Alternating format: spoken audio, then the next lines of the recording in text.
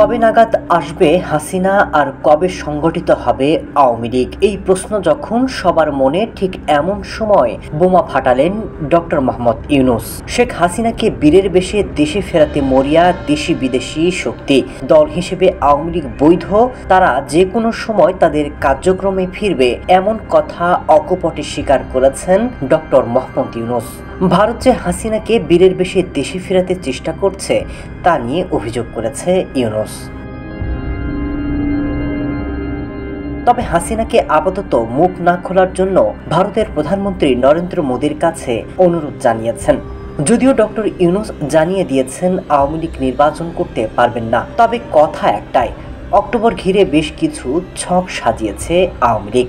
গেল এক বছর ধরে খানিকটা নীরবে থাকলেও এবার আসতে শুরু করেছে প্রকাশ্যে। চলছে মিটিং, মিছিল আর দল গোছানোর পরিকল্পনা।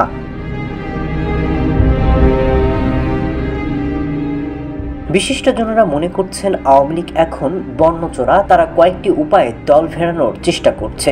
এরই মধ্যে যেসব হেভিওয়েট নেতারা প্রকাশ্যে আসছেন তারাও নেতাকর্মীদের সংগঠিত করছে।